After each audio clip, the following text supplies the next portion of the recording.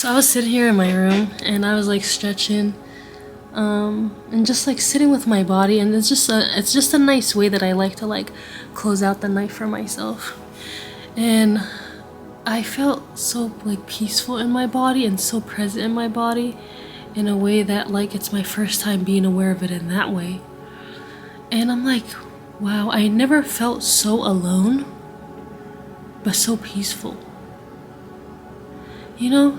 And I feel like our own vibe, our own energy is something that like in the society we're not taught to really explore, get to know, and really become one with and really enjoy it and begin to fall in love with it, because who we present and who we authentically are on the inside both align with each other.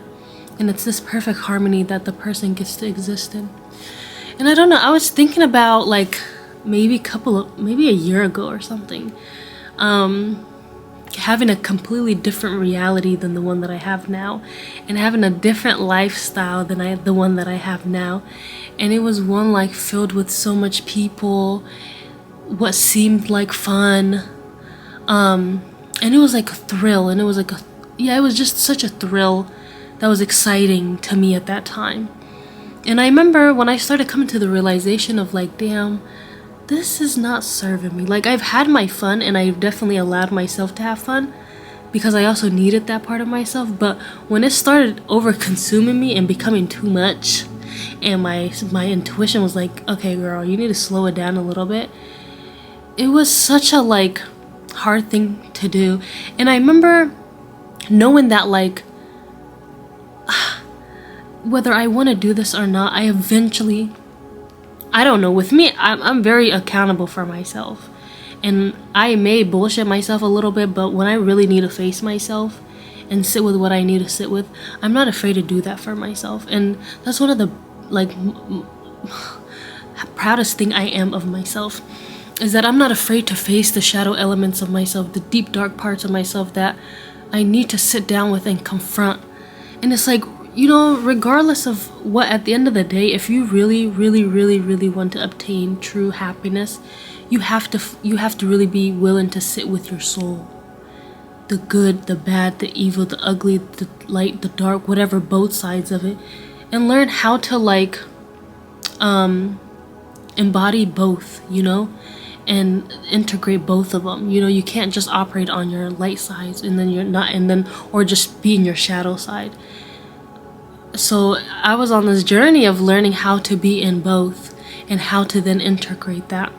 And I remember when I was first being called to this, to really go deep within myself and really, really, really question my reality and see, does this really serve me or not? Do the people around me really serve me or not? Do my habits really serve me or not?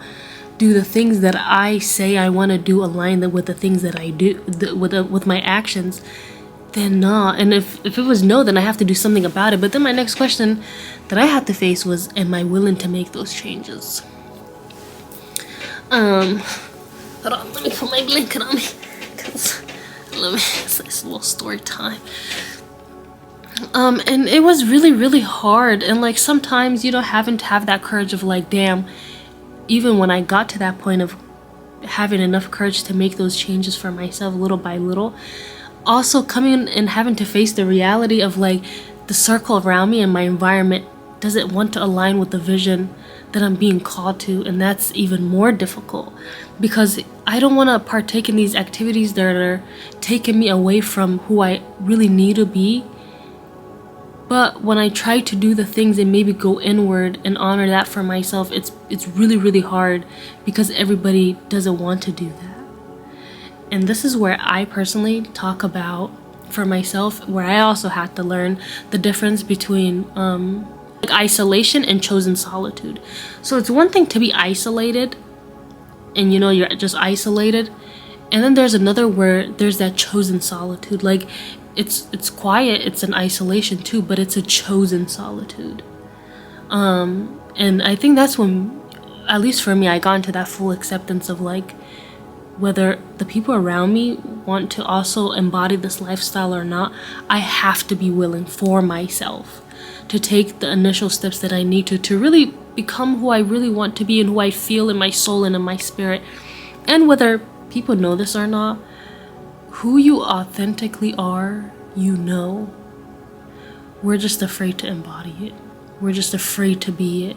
And that's what's so hard. But the minute you become courageous for yourself and say, you know what, despite the uncomfortability of this, despite the hiccups I might come across, despite the disbelievers, despite the critics, despite the ones who even make it more challenging than what my reality already is, I'm gonna, despite the lack of support, despite maybe the belief in this journey that you're taking, I'm gonna do this for myself. That takes a different kind of like bravery, but it's one that's really rewarding, really, really rewarding, you know, because for me, I feel like going through that was not easy. It was really, really not easy, but was it rewarding? Yes. It sure as fuck was rewarding, you know? I get to have moments in my life where I'm really existing in the moment.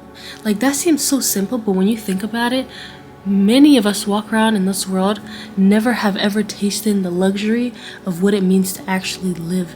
And to live, the only moment we're alive is the moment, the present moment, the here and the now. And if you're not present and aware of that reality and the fact that you have that moment, then baby, you ain't living. And the ones who can live in a constant reality of that, and constant mean like we live in that moment, but because we're present each moment, it's a constant moment of that. You know, it's continuous. Like, how beautiful is that? You know, and here I was being on the opposite side of that, and being brave enough to step into the unknown for myself despite what was gonna come out of it. And also, the interesting thing about embarking the journey like that is, along the way, you just think the difficulty was jumping in and trusting what the unknown was gonna be. But the unknown unfolding itself and still rocking with that shit, losing people turning on you, seeing people's true characters, seeing revelations about yourself, shedding, purging, really having to confront things, and it being this constant thing, like, that's a lot. But you know, like they say, diamonds don't become what they are without pressure. And sometimes, or most times in life, we embark on these experiences so that we can ultimately discover who we are. You know, and sometimes that can't be done unless we go through these experiences. But we may not always know what the experiences are, or even if what we're experiencing are experiences leading up to these things. But when you really notice in life, like people always say, once you look, you can never connect the dots looking forward. You can only connect them looking backwards. And how a lot of old people, or like, I guess in life, they're able to be like, yeah, I can see why that, or like not even old people, but like we're able to see why certain things needed to play out the way that they did once that has been done. Yeah, life is kind of the same way. Like, a lot of the things that maybe we complain about, we're like, why is this happening to us? Like, you're not supposed to make sense of it all. Just enjoy the fucking ride, you know? Sometimes that's all life is asking you, is just enjoy the fucking ride. Like, why are you worried about shit that ain't even happening? You know? Just worried about what you got now and the most fun you can have out of it.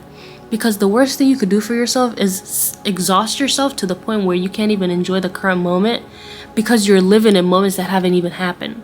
And then when the moments that you were in that haven't happened finally happen, you're too busy contemplating and reflecting back on the moments that you did have but you didn't get to be present in. And then you also lose this. You know what I'm saying? Like, I'm like, bro, just live in the moment. Do the best that you can. Stay out of shit if it's not your business. Like, the best thing you could do, stay out of shit, really. And choose that chosen solitude. Like, that's the best thing you could do for yourself. It might be uncomfortable, and shit, it was uncomfortable for me for a long time, but at the end of the day, there's nothing sweeter than your own essence. And to be uncomfortable with that and be like, damn, I don't even know how to sit with my own essence that I always need to chase and escape. That's when you need to be like, okay, take a look in the mirror, you so sorry.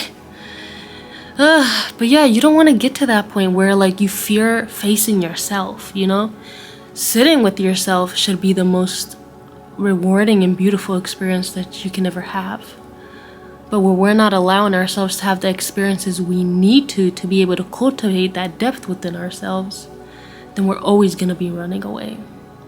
And you will never obtain the things that you're seeking in life because the very source that's asking for that, you run away from it. So it's kind of like, what are you doing here? What are you doing here? And life is just a mirror, you know? Life is just a mirror. It just mirrors back what you believe about yourself and how you go about things. And you can lie to yourself.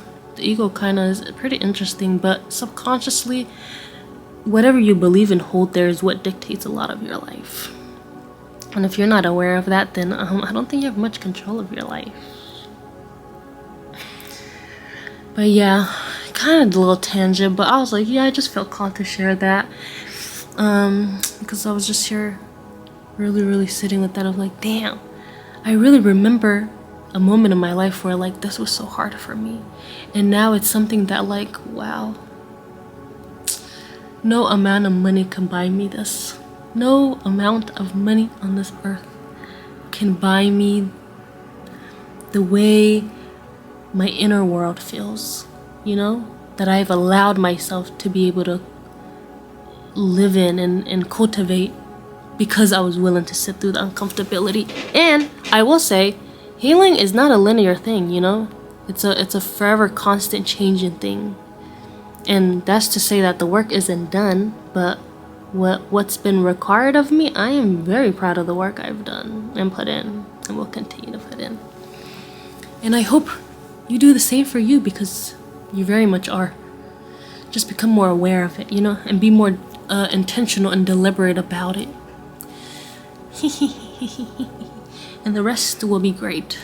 Anyways, I'm gonna go back to my stretching and call it a night. Peace out.